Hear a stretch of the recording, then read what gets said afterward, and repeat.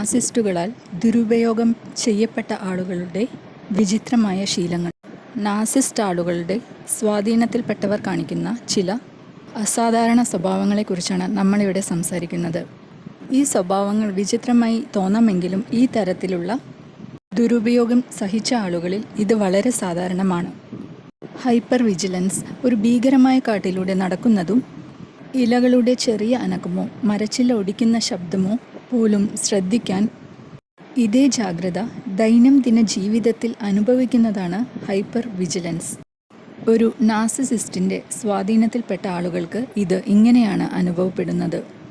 അവർക്ക് ചുറ്റുമുള്ള സാഹചര്യങ്ങൾ നിരന്തരം സ്കാൻ ചെയ്തുകൊണ്ടിരിക്കും, എന്തെങ്കിലും പ്രശ്നങ്ങളോ എതിർപ്പുകളോ ഉണ്ടോ എന്ന് കണ്ടെത്താൻ. ഈ അതിജാഗ്രതാവസ്ഥ ഒരു അതിജീവനത്തിനുള്ള മാർഗമാണ്, ഒരുതരം വൈകാരിക കെണികളെ മുൻകൂട്ടി കണ്ട് ഒഴിവാക്കാനുള്ള വഴി. ഇത് വളരെയധികം ക്ഷീണിപ്പിക്കുന്നതായി തോന്നാമെങ്കിലും മനുഷ്യൻ്റെ അതിജീവന ശേഷിയാണ് ഇവിടെ കാണിക്കുന്നത്. ഈ ആളുകൾക്ക് ചുറ്റുമുള്ള ലോകത്തെ അതിശയകരമായ അവബോധത്തോടെ കാണാൻ കഴിയുന്നു. ഇത് അത്യാവശ്യകതയിൽ നിന്ന് ഉരുത്തിരിഞ്ഞ ഒരു കഴിവാണ്. ഭാവിയിലെ വേദനകളിൽ നിന്ന് സ്വയം രക്ഷിക്കാനുള്ള ഒരു ഉപകരണമാണിത്. ആളുകളെ പ്രീതിപ്പെടുത്താനുള്ള പ്രവണത, പീപ്പിൾ പ്ലീസിംഗ് ടെൻഡൻസീസ്. എല്ലാ ദിവസവും മറ്റൊരാളുടെ ജന്മദിനം പോലെയാണ് സങ്കല്പിക്കുക. അവർ സന്തോഷവാന്മാരാണെന്ന് ഉറപ്പാക്കാൻ നിങ്ങൾ എല്ലാം ചെയ്യും. അവർക്ക് കൂടുതൽ കേക്ക് വേണോ അതോ പാട്ട് അവർക്കിഷ്ടമാണോ എന്ന് നിരന്തരം പരിശോധിക്കും. ഇതൊരു നാർസിസ്റ്റുമായി ഇടപഴകിയതിനു ശേഷം ചിലർക്കുണ്ടാകുന്ന ആളുകളെ പ്രീതിപ്പെടുത്തുന്ന സ്വഭാവത്തിന് സമാനമാണ്. അവർ എല്ലാ ദിവസവും സമാധാനം നിലനിർത്താനുള്ള ഒരു നിരന്തരമായ അന്വേഷണമാക്കി മാറ്റുന്നു. പലപ്പോഴും മറ്റുള്ളവരുടെ ആവശ്യങ്ങൾക്കും സന്തോഷത്തിനും സ്വന്തം ആവശ്യങ്ങളെക്കാൾ മുൻഗണന നൽകുന്നു. ഈ സ്വഭാവം സംഘർഷങ്ങളോ വിമർശനങ്ങളോ ഒഴിവാക്കാനുള്ള ഒരു തന്ത്രമാണ്. നാർസിസിസ്റ്റിൻ്റെ പ്രവചനാതീതമായ പ്രതികരണങ്ങൾ നേരിട്ടതിനു ശേഷം സ്വയം സംരക്ഷണം എന്ന നിലയിൽ മറ്റുള്ളവരുടെ മാനസികാവസ്ഥയോടും ഇഷ്ടങ്ങളോടും പൊരുത്തപ്പെടാൻ അവർ പഠിച്ചിരിക്കുന്നു. എന്നാൽ ഈ പ്രീതിപ്പെടുത്തൽ മോശം കാര്യങ്ങൾ ഒഴിവാക്കുന്നതിന് മാത്രമല്ല, അംഗീകാരം നേടാൻ കൂടിയാണ്. ഒരു നല്ല കാര്യത്തിന് അവർക്ക് തംസപ്പ് കിട്ടാൻ അവർ ആഗ്രഹിക്കുന്നു. സ്വയം ഒറ്റപ്പെടൽ, സെൽഫ് ഐസൊലേഷൻ. ആമയെ സങ്കല്പിക്കുക. അത് അപകടം മണത്തറിയുമ്പോൾ എന്തു ചെയ്യും? അവർ സ്വയം ഒതുങ്ങിക്കൂടുന്നു, പുറം തോടിനുള്ളിലല്ല, മറിച്ച് സ്വന്തം ഇടത്തിൽ.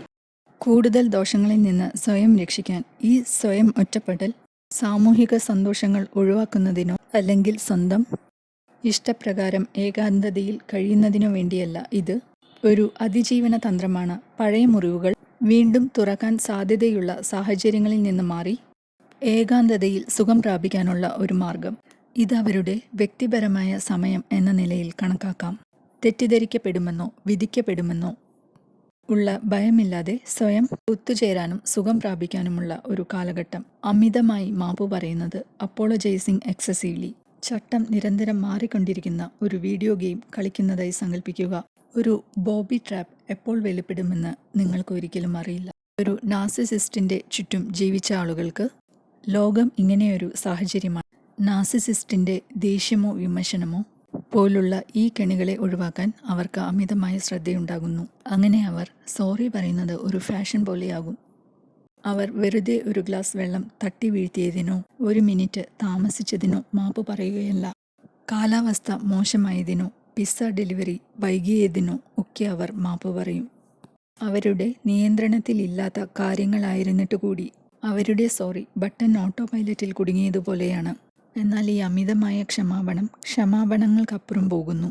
ഇത് സമാധാനം നിലനിർത്താനുള്ള അവരുടെ ശ്രമമാണ്. ചെറിയ അലകൾ വലിയ തിരമാലകളാകുന്നതിന് മുമ്പ് അവയെ തഴുകി മാറ്റാൻ ഇതൊരു അദൃശ്യ പരിച ധരിക്കുന്നതിന് സമാനമാണ്. എന്തെങ്കിലും നെഗറ്റിവിറ്റിയോ സംഘർഷമോ തടയാൻ അവർക്ക് കഴിയുമെന്ന് പ്രതീക്ഷിച്ചുകൊണ്ട്. തീരുമാനമെടുക്കാൻ ബുദ്ധിമുട്ട്, ഡിഫിക്കൽറ്റി മേക്കിംഗ് ഡിസിഷൻസ്.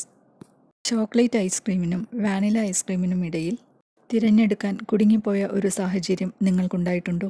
ഇനി ഓരോ തീരുമാനത്തെക്കുറിച്ചും വലുതായാലും ചെറുതായാലും അങ്ങനെയൊക്കെ തോന്നുന്നത് സങ്കല്പിക്കുക. നാർസിസിസ്റ്റിക് ദുരുപയോഗത്തിൻ്റെ കൊടുങ്കാറ്റിനെ അതിജീവിച്ച ആളുകളുടെ യാഥാർത്ഥ്യത്തിൻ്റെ ഒരു ഭാഗമാണിത്. അവരുടെ തിരഞ്ഞെടുപ്പുകളും അഭിപ്രായങ്ങളും നിരന്തരം നിരീക്ഷണത്തിലായിരുന്നു. വിമർശിക്കപ്പെടുകയോ പൂർണ്ണമായി തള്ളിക്കളയുകയോ ചെയ്യപ്പെട്ടു. കാലക്രമേണ ഈ നിരന്തരമായി നിന്ദിക്കൽ അവരുടെ ആത്മവിശ്വാസം ഇല്ലാതാക്കുന്നു. തീരുമാനമെടുക്കുന്നത് ഒരു വലിയ പോരാട്ടമാക്കി മാറ്റുന്നു. ഈ ആളുകൾക്ക് ഒരു സിനിമ തിരഞ്ഞെടുക്കുന്നതിൽ തുടങ്ങി ഏത് ഷർട്ട് ധരിക്കണമെന്ന് തീരുമാനിക്കുന്നതിൽ വരെ സ്വന്തം തീരുമാനങ്ങളെ വിശ്വസിക്കാൻ ബുദ്ധിമുട്ടാണ്. ഈ മന്ദഗതി ബുദ്ധിയുടെയോ കഴിവുകളുടെയോ കുറവിനെ കാണിക്കുന്നില്ല. ഇതവരുടെ ആത്മവിശ്വാസം നഷ്ടപ്പെട്ടതിൻ്റെ ബാക്കിപത്രമാണ്. ഓരോ നീക്കത്തെയും അവർ വീണ്ടും വീണ്ടും സംശയിക്കാൻ തുടങ്ങുന്നു. വ്യക്തിബന്ധങ്ങളെക്കുറിച്ച് അമിതമായി ചിന്തിക്കുന്നത്. ഒരു സംഭാഷണം നിങ്ങളുടെ മനസ്സിൽ വീണ്ടും വീണ്ടും ആവർത്തിച്ച് ഓരോ വാക്കും വിശകലനം ചെയ്ത് അതിനർത്ഥം എന്താണെന്ന് ചിന്തിച്ചിട്ടുണ്ടോ?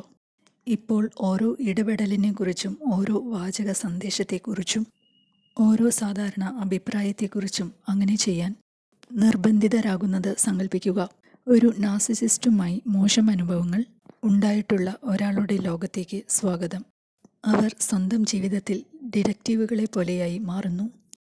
എന്തെങ്കിലും സാധ്യതയുള്ള അപകടങ്ങളോ ഒളിഞ്ഞിരിക്കുന്ന അർത്ഥങ്ങളോ ഒഴിവാക്കാൻ ബന്ധങ്ങളിലെ ഓരോ ചെറിയ കാര്യങ്ങളും സൂക്ഷ്മമായി പരിശോധിക്കുന്നു. ഇത് കൗതുകമോ അമിതമായ ഇടപെടലോ അല്ല. ഒരു നാർസിസിസ്റ്റുമായുള്ള ബന്ധത്തിലെ പ്രവചനാതീതമായ സാഹചര്യങ്ങളിലൂടെ കടന്നുപോകാൻ ശ്രമിച്ചതിൽ നിന്ന് പഠിച്ച ഒരു സ്വഭാവമാണിത്. അവിടെ പറഞ്ഞ കാര്യങ്ങൾ പലപ്പോഴും ഉദ്ദേശിച്ചതുമായി പൊരുത്തപ്പെട്ടിരുന്നില്ല. ഈ വർദ്ധിച്ച ജാഗ്രത അവർക്ക് കുറച്ച് നിയന്ത്രണം നേടാനും വീണ്ടും ആക്രമിക്കപ്പെടുന്നത് തടയാനുമുള്ള ഒരു വഴിയാണ്. ബോണസ് പോയിന്റ്: അസാധാരണമായ അതിജീവനശേഷിയും സഹാനുഭൂതിയും.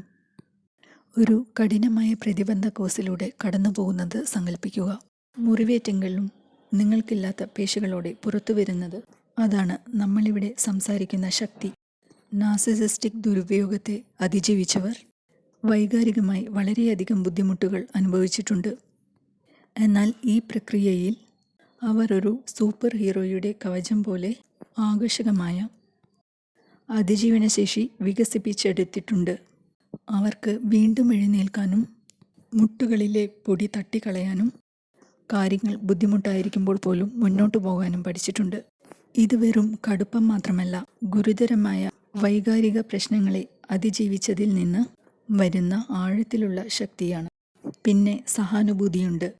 തെറ്റിദ്ധരിക്കപ്പെടുകയോ വിലയില്ലാതാക്കപ്പെടുകയോ ചെയ്യുന്നതിൻ്റെ വേദന അനുഭവിച്ചതിനാൽ ഈ വ്യക്തികൾക്ക് മറ്റുള്ളവരുടെ വികാരങ്ങളുമായി ആഴത്തിൽ ബന്ധപ്പെടാനുള്ള കഴിവ് പലപ്പോഴും വികസിക്കുന്നു. അവർ ഹൃദയത്തിൻ്റെ ഭാഷയിൽ നന്നായി സംസാരിക്കുന്ന വൈകാരിക ഭാഷാ ശാസ്ത്രജ്ഞരെ പോലെയാണ്. മറ്റുള്ളവരുടെ വികാരങ്ങളുമായി അതിശയകരമായ കൃത്യതയോടെ താദാത്മ്യം പ്രാപിക്കാൻ അവർക്ക് കഴിയും. അതിനാൽ നാർസിസിസ്റ്റിക് ദുരുപയോഗത്തിലൂടെയുള്ള യാത്ര വെല്ലുവിളി നിറഞ്ഞതാണെങ്കിലും അത് വളരെ ശ്രദ്ധേയമായ ചില ഗുണങ്ങളുമുണ്ടാക്കും. അസംസ്കൃത ലോഹത്തെ വിലയേറിയ ലോഹമാക്കി മാറ്റുന്നു. അതിജീവിച്ചവർ കേടുപാടുകൾ കൂടാതെ മാത്രമല്ല സമ്പന്നരായിട്ടാണ് പുറത്തു വരുന്നത്. അവിശ്വസനീയമായ മനസ്സിലാക്കാനുള്ള കഴിവുകളും പ്രചോദനം നൽകുന്ന അതിജീവനശേഷിയും അവരോടൊപ്പമുണ്ടാകും. കണ്ടതിന് നന്ദി. ലൈക്ക് ചെയ്യാനും കമൻറ്റ് ചെയ്യാനും സബ്സ്ക്രൈബ് ചെയ്യാനും ഓർക്കുക.